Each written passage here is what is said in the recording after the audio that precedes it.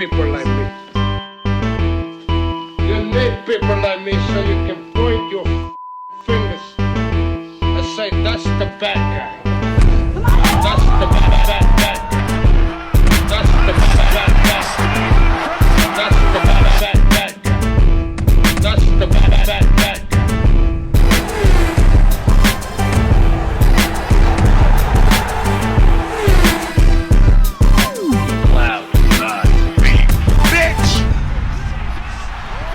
Welcome to the motherfucking relay. We're covering today's top boxing news. Ow! Okay, we'll start with this. Ahead of her big showdown with Amanda Serrano, Katie Taylor says, at some point, Serrano and I are going to be in the trenches, and I've been here before. We've talked about this many times in many videos. Disparity in the quality of each of these fighters' opponents. It's a wide gap. Most people don't realize how wide it is while they're oohing and eyeing over Amanda's knockouts. Well, the only girl she's knocked out in recent memory is a bantamweight that moved up to super bantamweight and fought her at featherweight. Daniela Bermudez last year. Let me tell you something. This ain't no come-forward bantamweight or super bantamweight Amanda Serrano is going to be facing. And that's what makes the fight so intriguing. We'll see what happens. Katie Taylor was quoted as saying, I don't think that Amanda has faced anyone to my standard, to my capabilities. She hasn't been tested in all these years. I have been tested. I have been in the trenches. It all serves me well for this Saturday. These big fights. It's your grittier fighter who comes out on top. At some point, we're going to be in the trenches, and I've been here before. Whether you're talking about that McCaskill fight 3 or 4 years ago. A fight that Katie Taylor didn't necessarily need. She wasn't satisfying a mandatory. She saw that Jessica McCaskill was calling her out, so she gave her a shot. And she dealt with what was a very strong come-forward pressure fighter that put her in an uncomfortable situation to where she looked less than perfect, but secured the W. Delphine Pursoon twice. Tasha Jonas, for those fights, I was in the trenches, notes Taylor. I love the fact that I was able to get through those fights and come out victorious. Not only do you have to show skill, you have to show a lot of heart. These are moments that you dream of being on the stage. These are fights where only the real great champions who can handle those emotions and dreams. Experience is a big thing here for me. You can look like a wrecking machine depending on who's opposite the ring, though whether or not those skills are bankable in high-level situations. It really does boil down to the quality of competition. Can't stress that enough. Katie Taylor has squared off with fighters that are something akin to what you see in a Gatling gun. They throw punches and bunches and don't stop until the fight is over. Delphine Pursoon, Jessica McCaskill. These were uncomfortable fights for Katie. It flies under the radar that Katie Taylor actually ventured north of 135 pounds and took on an athletic, fleet-of-foot fighter with explosive power in Christina Lenarditu, a champion. Kind of fighter you don't want to let her hit you clean. Side to side like a metronome, coming forward, fleet of foot, letting off bombs. Another uncomfortable situation where Katie Taylor managed to maintain her composure and secure the W. What, 2 southpaws? Unbeaten Nina Menke, very early stages of her career, and more recently Natasha Jonas, an amateur standout, educated boxer with bankable power. Enough she set a full-blown junior middleweight on her ass. She couldn't do that to Katie. She couldn't do that to Katie because power in and of itself isn't everything. You have to be able to land, and Katie Taylor's got the kind of feet to where she can offset a fighter's power, offset a fighter's work rate, take something off of it. We know that's a sore spot for Team Serrano. Just last year, Jordan Maldonado, Amanda's brother-in-law, manager and trainer, he blew a gasket, lost his composure because Yamilet Mercado, a super bantamweight who Amanda fought at featherweight, was employing a bit of lateral movement. What do you want her to do, stand there in one spot with her hands tied behind her back? Shouting obscenities at Yamilet and her corner. I took that as a testament to how much resistance Amanda doesn't normally deal with. Not even saying she's a bad fighter, but why the hell should Jordan Maldonado blow a gasket over something like that? It's a boxing match. You wonder that doesn't tell the story of Amanda's matchmaking over the years. Just giving it to you straight. It's the only way I know how to give it to you. I do think Amanda Serrano is a great fighter. I think she is one of the best pound-for-pound fighters in the sport. The quality of her opponents is what it is. And it doesn't communicate the most confidence when your cornerman is shouting obscenities at the girl opposite the ring because she's employing lateral movement. That's called boxing. What do you guys tell yourselves about Amanda? Do you tell yourselves that there were no good girls to fight? That's simply not true. Fighters like Delphine Pursoon and Maiva Hamadouche come from Amanda's cycle, Amanda's era of fighters. These are her contemporaries, and for some reason, throughout 7 weight classes, she never bumped into punchers like them. Big punchers and good movers. You often hear it said that Katie Taylor has looked human in fights, but perhaps that's because she's facing other good fighters that can make a fighter look human, because they bring something to the table. Your Natasha Jonas, your Firuza Sharapova, a little-known fighter from Kazakhstan who has some of the same bankable qualities as Katie Taylor, just not on the same level. And that's why Katie might look more human in fights than Amanda does. It's all preparation for the big fights. Preparing the mind, the spirit, and the body. I will not sit here and tell you that Amanda Serrano is a bad fighter. She's not a bad fighter. She's actually a good fighter, a very good fighter, perhaps even a great fighter. Though how great is the question that will be answered. When she fights Katie. Would Amanda lose in that fight make Amanda a bad fighter? No, I don't think so. There's no shame in losing to the number one pound-for-pound fighter in the sport. In many circles and many conversations, Katie Taylor is revered as the number one pound-for-pound fighter in the sport. There's no shame in losing to her. And I think the same is true in reverse. She's two of the best fighters, the very best fighters in the sport. And there's no shame in one losing to the other, though I happen to think that Katie is more prepared for a fight like this than Amanda is. I also think she wants it more. The longest time I felt like for Amanda, this is really about the number of zeros on the check, whereas for Katie, she's already getting paid very well, but she was still pursuing this fight. She didn't need it. Matchroom's got Chantel Cameron, Jessica McCaskill. Both of those fighters are in-house fighters that got belts Katie could fight for in situations that could be negotiated, but she still persisted. She still wanted this There fight. were many moments where Amanda was saying she doesn't need Want it. to try other things, mixed martial arts, perhaps unifying the featherweight division, becoming that division's undisputed champion. I mean, this is the stuff we've been hearing over the years. What the hell am I supposed to say to that? Look, I think Amanda's a great fighter, but we'll find out how great she is when this fight is over. In men's super middleweight news, unbeaten former champion David Benavidez says, I'm sticking around at 168 until I make all the best fights happen. Yeah, good luck with that. If you win the interim title, that means the next fight has to be for the main title, Benavidez insisted to BoxingScene.com and other media on hand for a virtual press conference to otherwise discuss his fight with David Lemieux. I don't think there should be any difference in this case. If Canelo Alvarez wants to fight at light heavyweight, then he's going to have to vacate.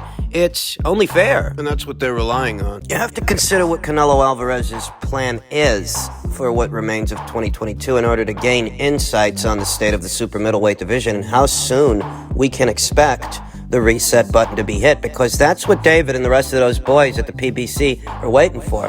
That's what they're relying on. And in truth, I don't expect that to happen until year's end, or perhaps sometime early next year, to where Canelo Alvarez will go all in into the light heavyweight division. He'll vacate the belts he has at 168 pounds. If everything goes to plan and he ends up beating Dmitry Bivol, becomes the WBA's light heavyweight champion, moves back down, fights Gennady Golovkin for a second time in September presumably. That's most of the year right there. 9 months into it, if everything goes to plan. So at minimum, you know that the reset button won't be hit anywhere between now and September. And that's what David Benavidez is waiting for. It's what all of those guys at the PBC are waiting for.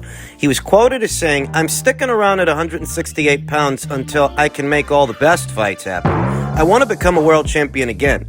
If I get to the point to where I can't get those fights, we'll look into moving up to light heavyweight. But the goal is to stay at 168 pounds and become a 3-time world champion at this weight. I feel like if David were with another promotional outfit. I mean, listen, it's been well over a year since 2020. It's been well over a year since David blew the weight and lost his title on the scales. And I get the sense that if he were with another promotional outfit, They would have moved him up to light heavyweight by now. but because the PBC was banking on Canelo Alvarez staying on their side of things, because the PBC doesn't have the run of the place at light heavyweight, they have no belts on their own side of things for guys like David to fight for. Because of these aforementioned factors, they're in no hurry for him to go to light heavyweight, even though his body's telling him that he needs to, that he should. He's very big for super middleweight. Moreover, had David Benavidez moved up then, after the Romer and Gulo fight, the fight where he ended up blowing the weight, lost his title on the scales, if he would have moved up then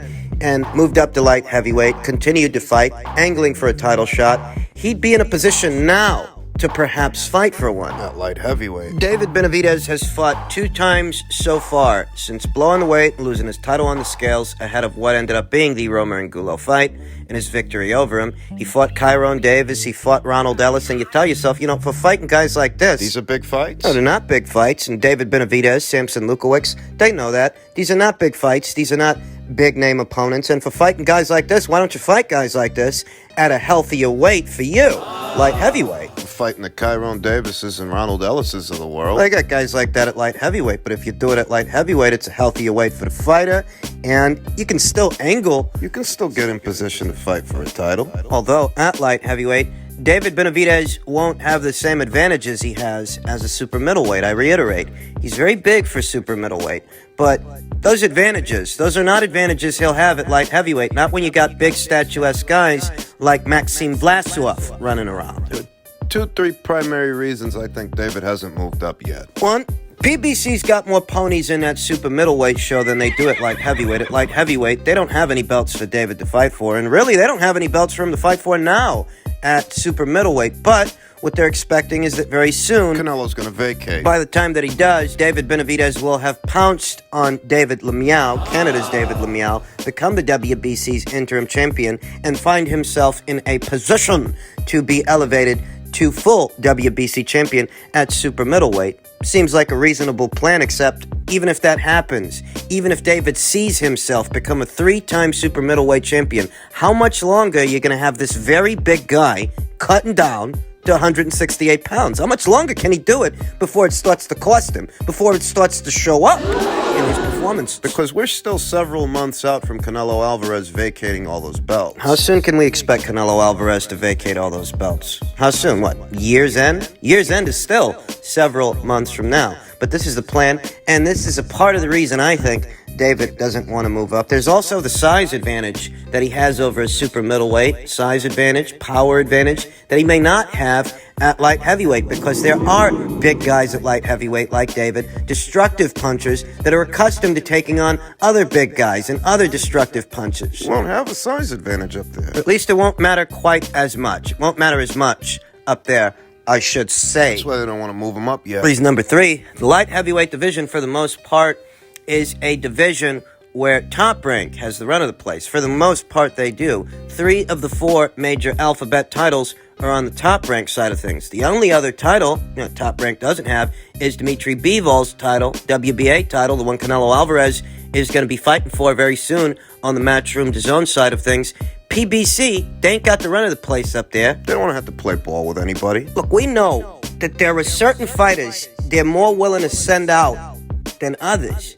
David ain't Marcus Brown, you understand, to where they're just going to ship him off to Canada, have him fight the likes of an Artur Beterbiev in hopes that he can come back with a belt. A guy like Marcus Brown is more expendable to them than a David Benavidez. You can see that, and that's why they haven't moved him up yet, even though, by all rights, they should. This kid's busting at the seams. Marcus was already there at light heavyweight. What the hell else were they going to do? Whereas with David, they feel maybe he can make super middleweight a couple more times. They've got more fighters at 168 than they do 175. I just wonder, if everything works out the way that David and Samson Lukowicz want it to work out, to where he actually sees himself become a 3-time super middleweight champion, how much longer can he keep making super middleweight healthy? Because he's been there a long while already. If he becomes a champion, that's all the more reason to keep him there. Well, that still begs the question as to how healthy all of this is for the fighter.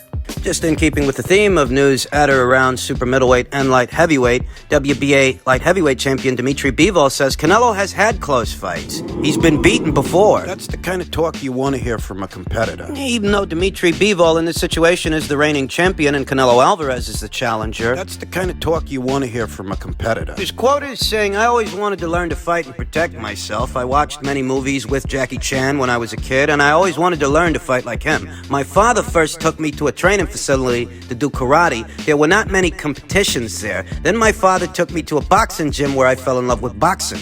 Initially, my ultimate dream was to go to the Olympics and to win a gold medal, but my career laid out a different direction. I became a professional boxer before going to the Olympics and always wanted to achieve and go as far up as I can go in the pro ranks. It is important for me to just know that I did everything I can in the sport and gave it all to achieve The highest in the ranks. First of all, Canelo has had close fights, and has been beaten before. Every boxer has certain qualities and makes mistakes. My goal is to capitalize on those mistakes in a fight. I hope that everybody will tune in to watch the fight. I might not be the strongest or the quickest, but I have a full package of boxing qualities that I bring into this fight. My package is what makes me who I am, and this package of skills is what I will come into this fight with on May 7th. It's very important to be very focused and concentrated when you are fighting somebody of the top caliber. You got people out there, they don't know much about Dimitri Bivol. People like Jake Paul, who think Canelo Alvarez is avoiding Jermall Charlo, avoiding David Benavidez. And his ignorance is no insight into this situation or this fight because Bivol's actually a bigger threat to Canelo than those guys. Well, he does his best impression of a boxer, his best impersonation, whilst fighting non-boxers. Better still, a lot of people are ignorant to what Dimitri Bivol brings to the table, some of them,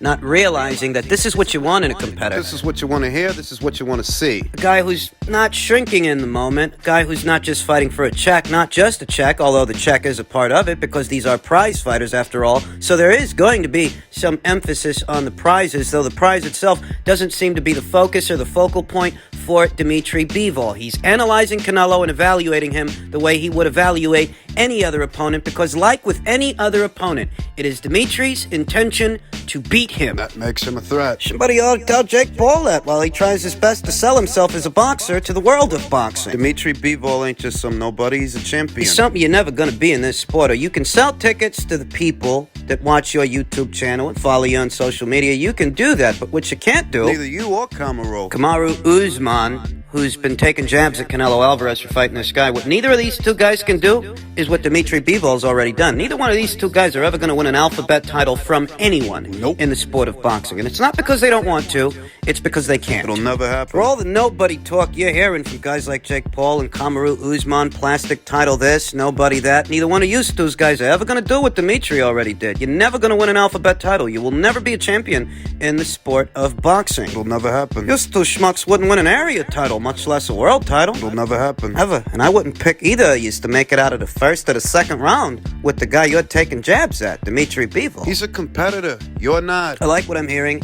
It gives me the impression that it is very much Dimitri's intention to upset the apple cart for Canelo Alvarez, to make things difficult, to give him a fight. And essentially, that's what you want, because a guy like Jermall Charlo, he'd just be happy to be there. He'd be there for the check, mostly, but... He doesn't want to be great, he just wants to get paid. Realizing being great is a big part of how you get paid and how much. Better still, these are the kind of guys that are just showing up for a check because that's what their own career paths indicate, how their careers are going so far. And that's what separates them. Jake, he can keep fighting UFC fighters in a boxing ring, however many there still are available to him. He can keep doing that and telling himself that makes him some kind of a boxer. But Bivol, Dimitri Bivol, is everything he wants to be or wants to be seen as. I like this talk from Bivol. Canelo Alvarez has had close fights. He has been beaten before. Can he be beaten again? Dimitri's going to be the one that answers that question, and I think, for my money, he gives Canelo a harder fight than a Jermall Charlo, a harder fight even than a David Benavidez, whose base style